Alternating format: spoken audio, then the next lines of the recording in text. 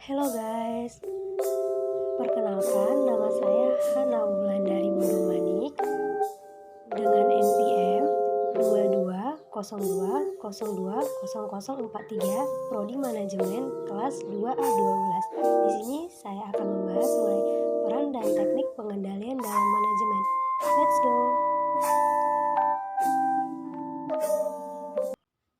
Peran dan teknik pengendalian dalam manajemen. 1. Pengendalian atau controlling. Pengendalian dapat diartikan sebagai sebuah sistem yang terdiri dari beberapa subsistem yang saling berhubungan, yaitu pemrograman, penganggaran, pelaporan akuntabilitas, dan kinerja, serta sistem pendelegasian wewenang untuk membantu manajemen suatu organisasi atau perusahaan untuk mencapai tujuannya melalui strategi tertentu secara efisien dan efektif. Yang kedua, tujuan pengendalian atau controlling. Yang pertama, supaya proses pelaksanaan dilakukan sesuai dengan ketentuan dari rencana. Yang kedua, melakukan tindakan perbaikan atau korektif jika terdapat penyimpangan-penyimpangan. Dan yang ketiga, supaya tujuan yang dihasilkan sesuai dengan rencana. Yang ketiga, jenis-jenis pengendalian. Yang pertama, pengendalian pendahuluan.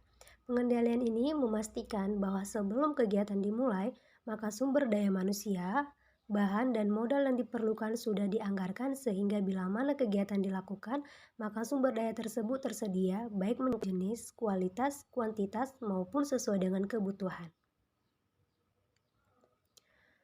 Yang kedua, pengendalian bersamaan. Dalam hal ini, manajer melakukan fungsi pengarahan kepada pekerjaan bawahannya.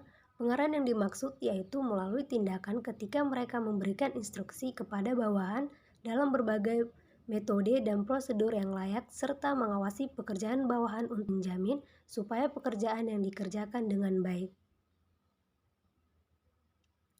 Dan yang ketiga, pengendalian umpan balik. Sistem pengendalian umpan balik biasanya berfokus pada hasil-hasil akhir sebagai dasar perbaikan berbagai tindakan masa depan. Metode ini umpan balik yang dipakai dalam bisnis meliputi analisis laporan keuangan, pengendalian kualitas, dan evaluasi kinerja karyawan. Proses dan cara-cara pengendalian. Proses pengendalian dilakukan secara bertahap melalui langkah-langkah berikut. Yang pertama, menentukan standar-standar yang akan digunakan dasar pengendalian. Yang kedua, mengukur pelaksanaan atau hasil yang telah dicapai. Yang ketiga, membandingkan pelaksanaan atau hasil dengan standar dan menentukan penyimpangan bila ada. Dan yang keempat, melakukan tindakan perbaikan jika terdapat penyimpangan agar pelaksanaan dan tujuan sesuai dengan rencana.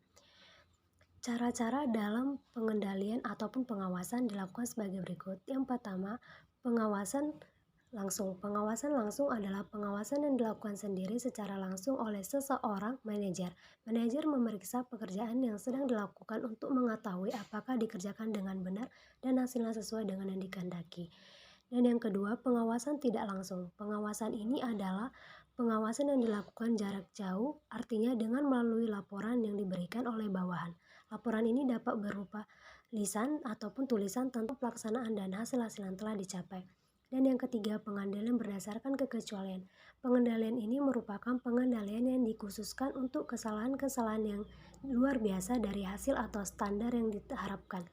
Teknik dan langkah pengendalian manajemen. Yang pertama, perencanaan program. Perencanaan yang rinci penting untuk mengontrol proses manajemen. Ada beberapa tahap perencanaan program yang harus dilalui, yaitu penentuan tujuan, penentuan durasi program, penentuan para petanggung jawab, perencanaan manajemen risiko.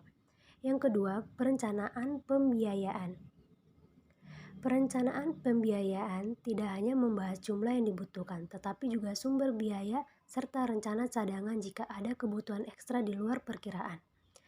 Yang ketiga, pelaksanaan dan pengawasan. Perencanaan pembiayaan harus dipresentasikan di depan jajaran pimpinan serta pihak-pihak yang bertanggung jawab terhadap perencanaan manajemen. Yang keempat, pencatatan dan akunting. Pengendalian manajemen wajib melibatkan pencatatan dan akunting. Pencatatan ini dilakukan dengan menggunakan sistem khusus yang sifatnya konsisten dan dibuat berdasarkan patokan tertentu untuk memudahkan pelaporan. Yang kelima, Laporan dan evaluasi. Setiap pencatatan kegiatan manajemen pasti berujung pada pelaporan. Hal ini mencangkup catatan keuangan, hasil kinerja, perbandingan kinerja pada waktu-waktu tertentu. Thank you for listening.